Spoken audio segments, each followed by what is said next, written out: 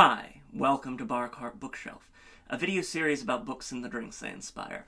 My name is Elias, and today we're talking about House Body Bird by Bernie Jean Schiebeling. House Body Bird is the latest novella from Psychopomp Press.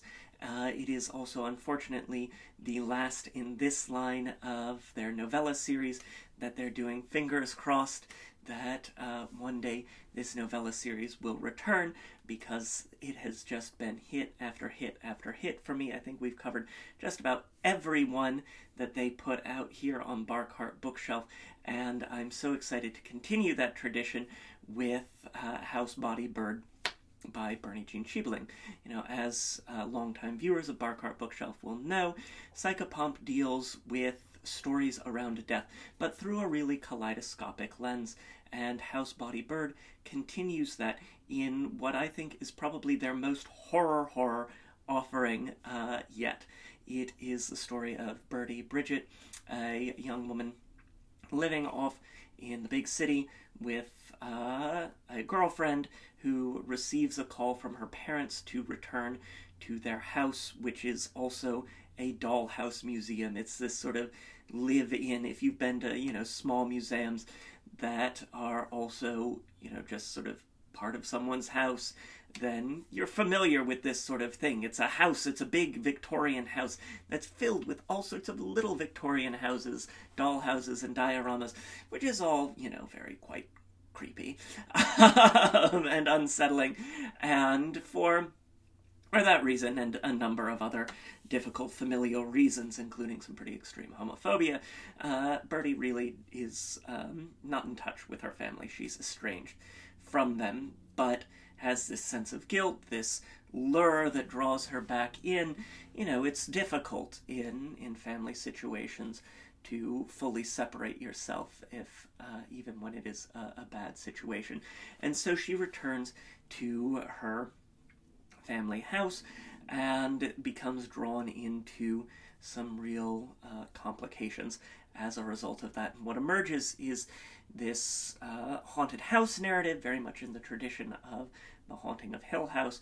It's, one of these quintessential haunted house stories with its own queer tradition, and this sort of survival thriller, wanting to be the final girl to just make it out of a horrible situation, and this sort of bashback quality as well, sort of reminiscent of, at least on things we've covered here on Bar Cart Bookshelf, Lee Mandello's The Woods All Black, but of course a long-standing queer literary and artistic subgenre there.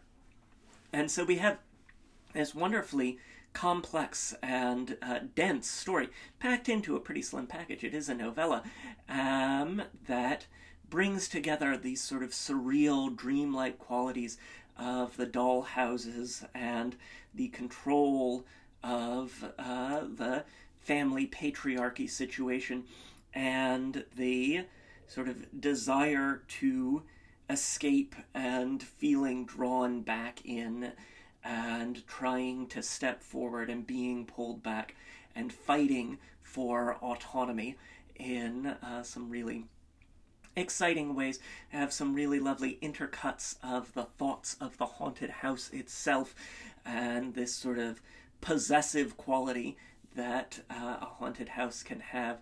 This is not a haunted house that wants to drive people away, but a haunted house that wants to draw people in and hold them and control them and hold them tight and keep them in, and have this sort of really isolated family situation and the complications around that. We've got some creepy things happening with dogs out around the house, and all of these wonderful little complications that build to a really elaborate sort of thing. It's a Victorian-style house, and so we get these lovely literary, falderals and gables and detail work, I think, that works in a beautiful way for the novella, like a confection, almost. And so, of course, we had to have a drink. Our drink today is the Dollhouse. It is a riff on a margarita. You can see the tequila there. But because we are not a Chili's, we are not an Applebee's here at Bar Cart Bookshelf, we will not be calling it a Dollarita. But we will start our Dollhouse with 1 good bar spoon of strawberry jam.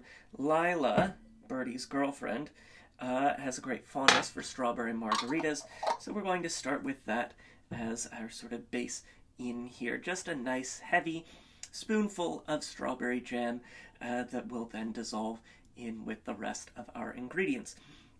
And to that we will add our tequila, 1.5 ounces. I'm using Lunazul unaged tequila right here, one of my favorites for cocktails of all sorts. Lovely. Just get that on down in there. And then our modifiers. You get our citrus. Gotta have our citrus. 3/4 ounce of lime juice. Perfect. And then, as our other sweetener, we aren't going to add quite as much of this as we would triple sec in a traditional margarita, because we're already getting the sweetness from that strawberry jam. So we will add just 1/2 ounce of maple walnut liqueur.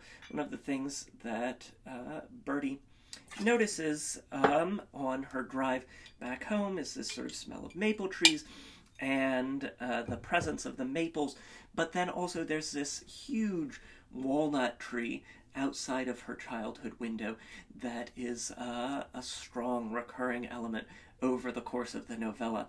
And so getting that woodsy, walnutty, tree arboreal nuttiness into our Dollhouse is really going to elevate it to a new level. We're going to give this a bit of a stir just to start dissolving that strawberry jam. Give it a stir, break things up a little bit.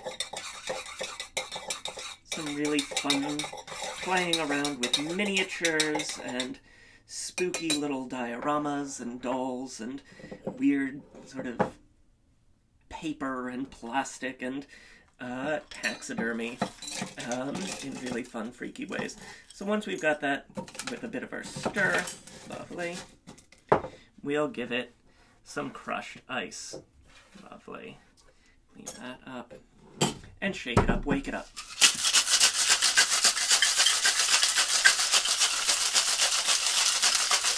Real quick.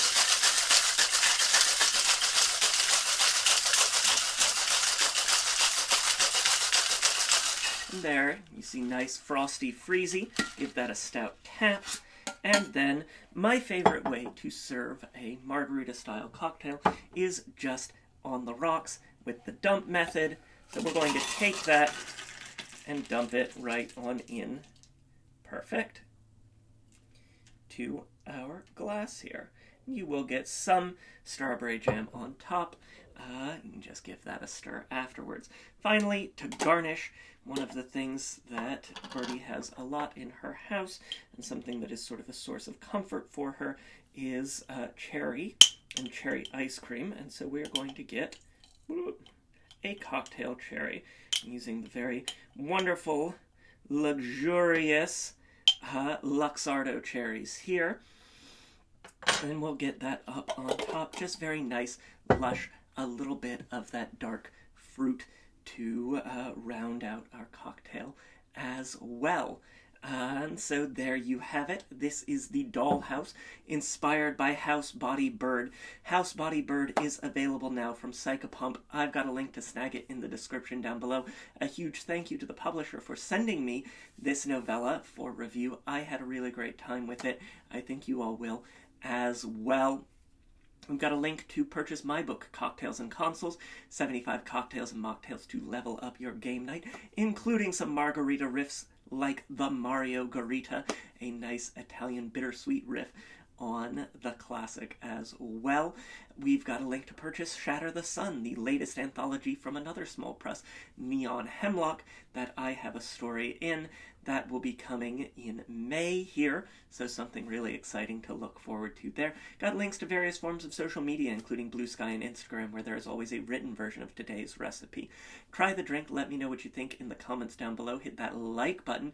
It makes me so happy when you do. Subscribe if you haven't already, so you never miss an episode. We've got some really great books that we're going to be talking about here at the end of April, heading into May, June, July, and in July, our 5th anniversary. Hard to believe, but exciting things to look forward to, and you don't want to miss a single episode. So, until next time, cheers.